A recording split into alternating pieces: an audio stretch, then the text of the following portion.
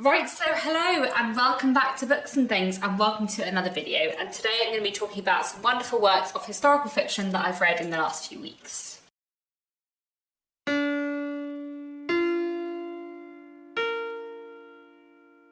So, over the last few months I have been reading along with the Walter Scott Prize for Historical Fiction. I read some books from the long list and I've read all 7 books from the shortlist. I have reviewed 5 of the books on the shortlist already, and then today I'm going to be reviewing the last 2 books on the shortlist, telling you my thoughts about the shortlist overall and chatting about my thoughts on the winner. I was really hoping that I would manage to film this video or film the majority of this video before the winner was announced, and then give all my thoughts before the winner was announced, and then add a little bit on at the end of the video once the winner was announced. But Judith has been really busy, so I didn't get around to finishing the last book I had to read on the Walter Scott Prize shortlist until a couple of days ago, which was 2 weeks after the winner had been announced. But oh well, there we go. I had read 6 1/3 books of the 7 book shortlist by the time the winner was announced, so I'm relatively pleased with that, and I have read all 7 books on the shortlist now, and it's a really good shortlist actually. But let me today review the 2 books I have to talk about, which I read last from the long list, which are Act of Oblivion by Robert Harris and The Sun Walks Down by Fiona McFarlane. Such a different sizes when I'm holding up my Kindle and a hardback from the library. Often in my Walter Scott Prize review videos I review the books in the order of how much I liked them, but I don't actually know, I can't really decide which I loved more because I love them both very, very much. Let's start with Act of Oblivion because I read that first, and we'll talk about these 2 books and then I'll talk about my thoughts on the shortlist overall and the winner. So, Act of Oblivion by Robert Harris was very fantastic, and I thought it was so great and so subtly brilliant. This is not the first thing I've read by Robert Harris. I've read his Cicero trilogy before. I read those 2 books several years ago and I really, really liked them. So it was really, really nice actually to read something else by Robert Harris because I have been vaguely aware of lots of other books by him. He's got quite a big body of work, and I sort of haven't known where to go next. He's written some historical stuff and some sort of slightly more contemporary or modern political stuff.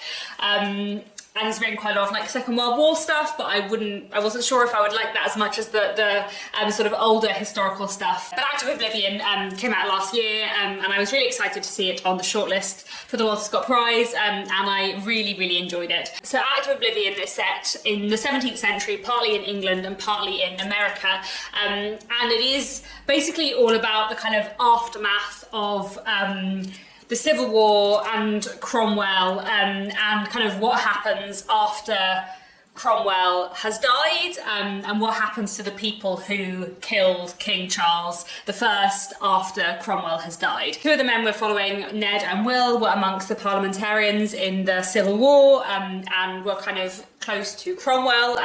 Ned is Cromwell's cousin and Will is Ned's son-in-law. And Will and Ned, who are based on real-life historical figures, a lot of this book is kind of based on true stories. Will and Ned were amongst the people who signed the order to execute King Charles I. While Cromwell was alive, they were well respected, but after Cromwell's death, the monarchy has been restored, King Charles II is on the throne, and the people who killed King Charles I are now themselves in danger of execution. So Ned and Will flee England and travel to America. And basically in this book we're following Will and Ned as they travel through America, trying to save themselves and not get caught. Meanwhile we're following a man called Richard Naylor who is on the royalist side, has always been on the royalist side, is passionately dedicated to the monarchy, has very, very different religious beliefs to Ned and Will, who are Puritan. Richard Naylor is not, and Richard Naylor has made it his mission to track down all the regicides, all the people who killed the king,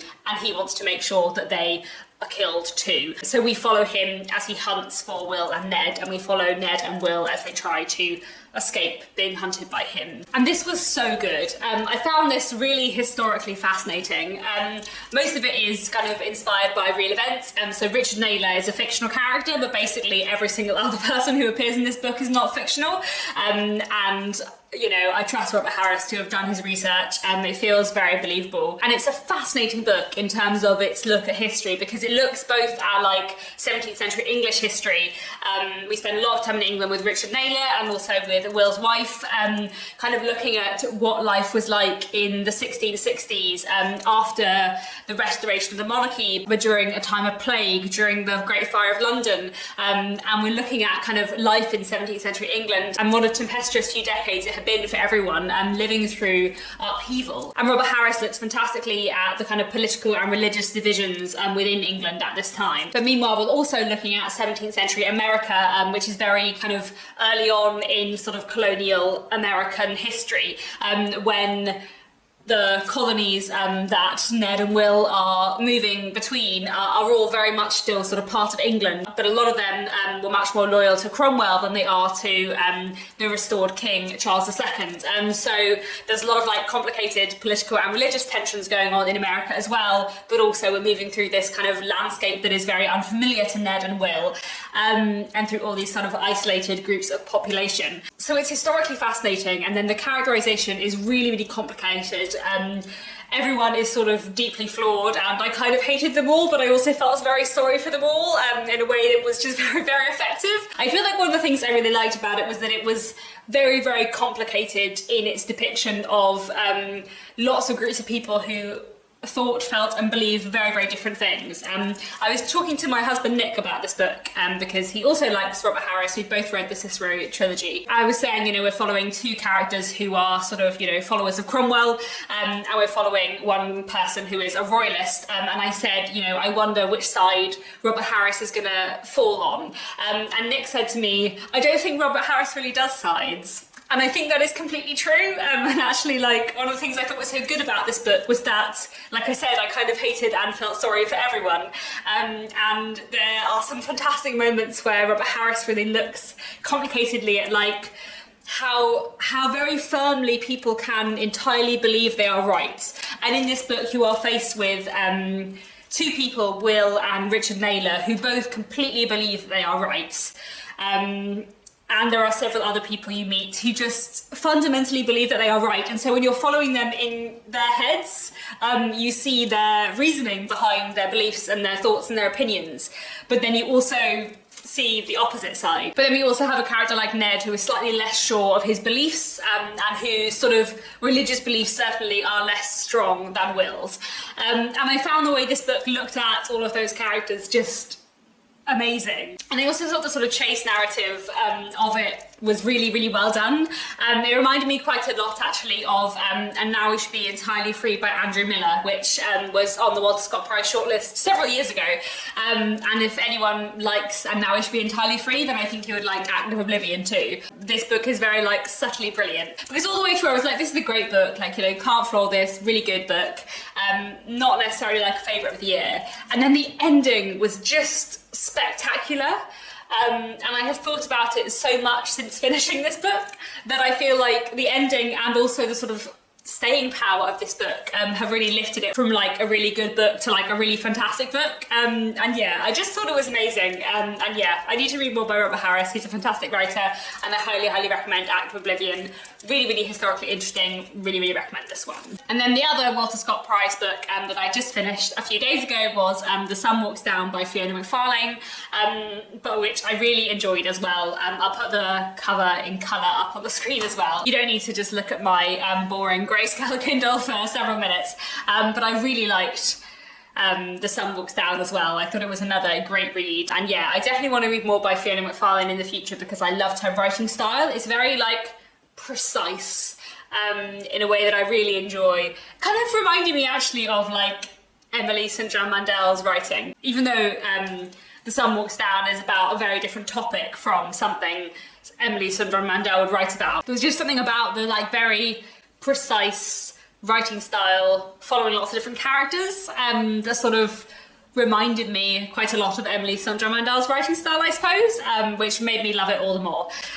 So I should probably tell you what The Sun Walks Down is about. So The Sun Walks Down is set in the 1880s in Australia, and we're following various families and individuals who are connected by the disappearance of a young 6-year-old boy. Basically, one day a 6-year-old boy called Denny Wallace walks away from his parents' house, gets lost in a dust storm, and can't find his way home, and he starts to walk. We're following various people who are affected by this, including Denny's parents, his many sisters, the new bride of one of the policemen, Denny's father's assistant, who is a First Nation Australian, a Swedish painter, and his English artist wife, who are travelling through Australia in search of inspiration, and various other families and individuals who live nearby and who kind of get caught up in people looking for Denny. And it's one of those books where it is about the search for Denny, but it's also very much about all of these people and their everyday, ordinary lives, but just looking at how Denny's disappearance kind of affects them. And it's such a fantastic character study. Like, I feel like the characterization in The Sun Walks Down was very, very, very good.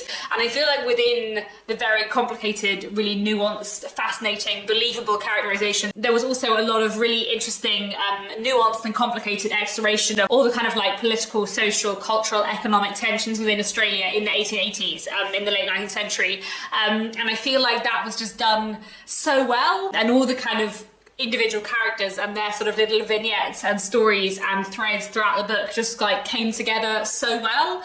Like I said, I loved the writing style. It was very, very precise, which is something I really value and really like. And it was all in third person present tense, moving between lots of different characters, but really like getting inside the characters' heads. So when we did stay with them, and even the characters who we were only like very briefly with, we really saw a lot about them as a character, and kind of how their mind worked, which I just really, really enjoyed. So I really loved The Sun Walks Down too. So 2 more fantastic books on the Walter Scott Prize shortlist this year.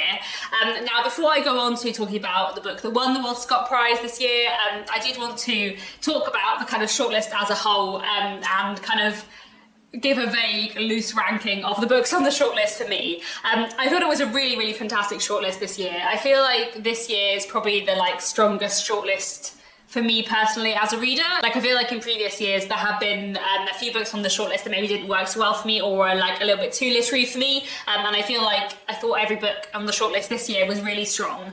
So the 7 books on the shortlist were obviously the 2 I've just mentioned, Act of Oblivion by Robert Harris and The Sun Walks Down by Fiona McFarlane. And then the other 5 books on the shortlist were I Am Not Your Eve by Devika Ponambalam, The Geometer Lobachevsky by Adrian Duncan, These Days by Lucy Caldwell, Ancestry by Simon Mayer, and The Chosen by Elizabeth Lowry. I think my favourite book on the shortlist is still The Chosen by Elizabeth Lowry, because I love The Chosen so much.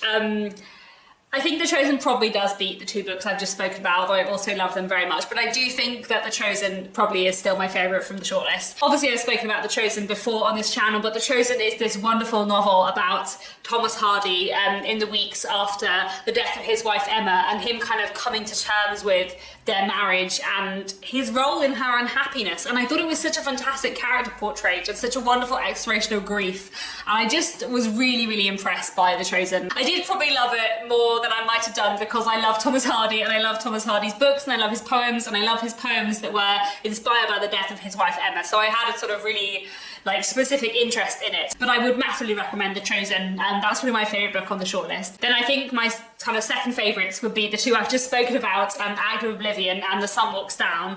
Like I said, I don't really know which of them I loved more. I feel like I had more to say about the Act of Oblivion, but that might just be because I've only just finished The Sun Walks Down and there's still a lot to like process and think about. But I really thought both of them were fantastic, and they will probably be like my second tier of the shortlist. After that, I think probably my next favourite would be These Days by Lucy Caldwell, and then the other 3, Ancestry by Simon Mayer, The Geometer Lobachevsky by Adrian Duncan, and I'm Not Your Eve by Devika Ponambalam would be sort of in the lower tier. So that would be my like vague order of preference for like how much I enjoyed or loved books on the Walter Scott Prize. But one thing that I always find really interesting with the Walter Scott Prize for historical fiction is that it is a prize for historical fiction. So what should be the judging criteria for a prize on historical fiction? Should it be which is the best book, which happens to be set in the past, or which is the best book in terms of the way it engages with the past? Whether that is looking at a particular time period in general or looking at a particular historical event. So I was trying to think about what I liked best about the shortlist in terms of the way the books engaged with the past. Like I said, I really loved The Chosen very much, and I feel like the way it engaged with the past of Thomas Hardy was really, really fascinating. Out of Oblivion, as I have spoken about, I think looked at the past really fantastically. And actually one of the things I loved about Out of Oblivion is I feel like Robert Harris didn't take sides, and he was like, here are two sides of something that happened in the past, and here are what these people believed. Let's look at it, because these people did really believe these things. Like for me, reading it, I found it very hard to engage with the beliefs of the Puritans, but I also found it very hard to engage with the beliefs of the Royalists, because I'm neither religious nor in favour of monarchies. But that's not relevant at all, because they're all people and they believe they're right, and that you can understand. And I feel like Robert Harris looked at the complexities of this time period and these issues that were quite a long time ago, but made them feel really believable and real in a way that was just fantastic. But then The Sun Walks Down engaged with history in a really interesting way. I was looking at this really interesting moment in Australian history and kind of looking at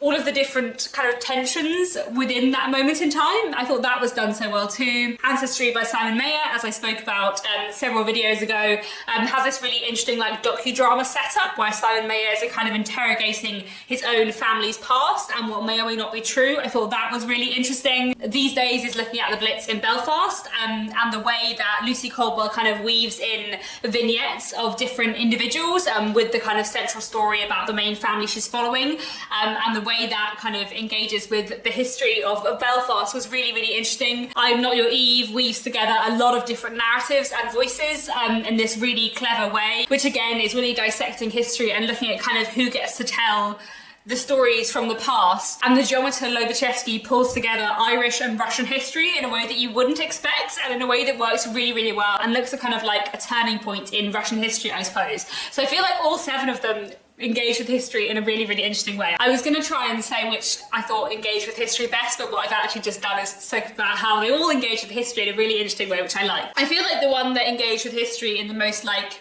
new and unique way for me was probably Ancestry by Simon Mayer, which wasn't my favourite book from the shortlist by any means, but I feel like the way it engaged with history and used this kind of docudrama setup to question what we do and don't know about the past, I did think was really innovative and I really liked it.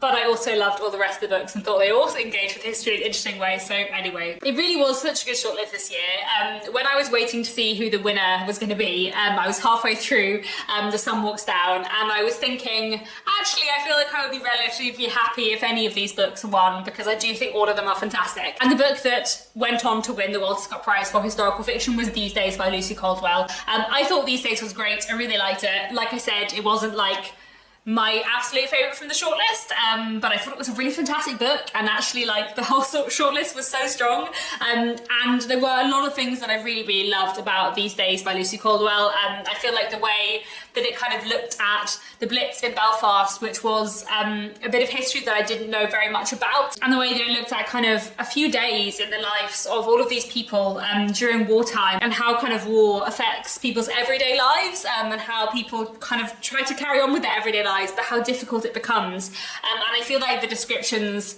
and scenes set during the Blitz were fantastic, and the kind of the vignettes of other people who weave in between the main characters and their plot lines was just really well done as well. So I would highly recommend These Days by Lucy Caldwell, but to be honest, I would recommend the whole shortlist. I thought it was a really, really strong shortlist this year. Many great works of historical fiction. I think I've rambled on for long enough about the Walter Scott Prize, so that's it for now. Please do let me know if you've read any of the books on the shortlist. What do you think of them? That's all for now. Thanks very much for watching, and I'll be back very soon with another bookish video.